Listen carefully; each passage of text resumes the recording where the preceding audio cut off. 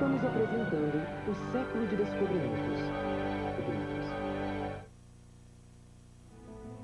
Junto com a descoberta da estrutura de DNA, vem a compreensão de como as moléculas químicas podem passar para frente o código da hereditariedade.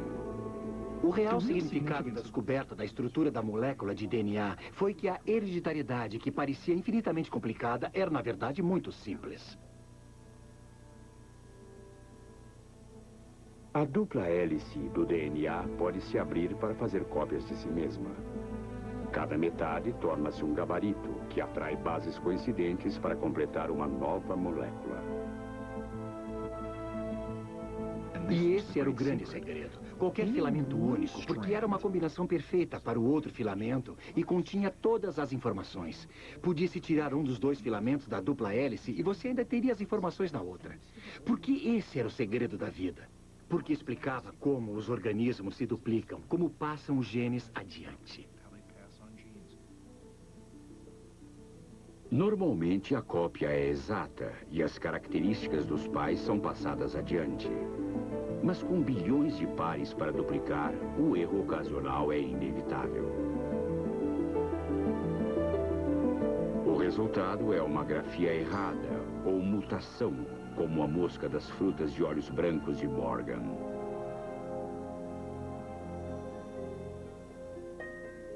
É uma adição de erros de ortografia lenta e constante. Talvez de apenas uma letra em 1 milhão.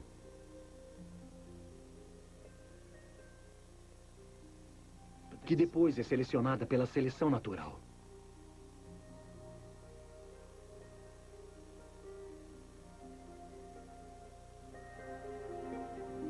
Ela dá origem a todas as variações que alteram a mais simples célula das plantas até a sequoia.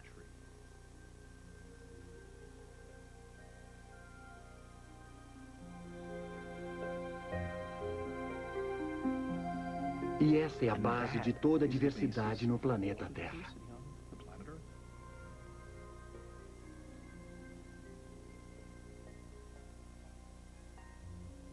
Este DNA extraído é uma janela virtual na evolução, um caminho para o nosso passado e para o passado de todas as coisas vivas.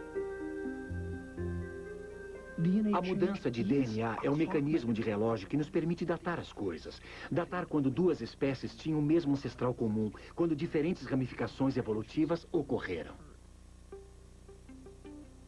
O nosso DNA é apenas 1% diferente daquele de um chimpanzé. De fato, estamos mais próximos dos chimpanzés do que eles estão dos monos. Hoje acredita-se que os humanos e os chimpanzés se bifurcaram de um ancestral comum há somente 5 a 8 milhões de anos.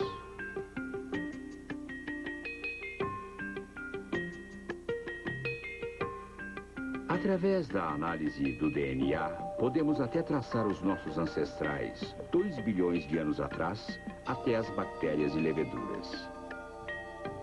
O DNA humano e o DNA da levedura ainda são tão semelhantes que o DNA humano pode reparar células de levedura que não podem mais se dividir. Quando o DNA humano é implantado nelas, as células defeituosas de levedura começam a se dividir novamente. Isso nos diz com mais precisão do que qualquer registro fóssil que devemos ter um ancestral evolucionário comum, um tataravô com uma célula de levedura que remonta a todos esses bilhões de anos, miseráveis 3 bilhões de letras de DNA. Exatamente a quantidade de informações que você poderia pôr num só CD-ROM contém o bastante para especificar toda a notável diversidade dentro de um corpo humano e entre humanos.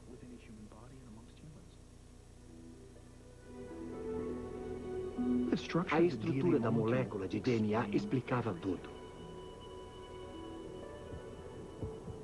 Ela desnudava os segredos da vida,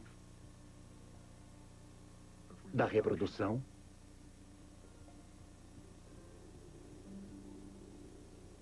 da mutação, da seleção natural.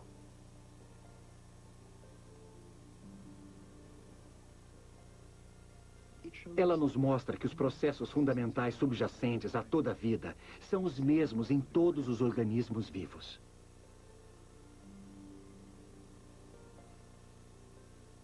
É uma unidade de vida absolutamente impressionante.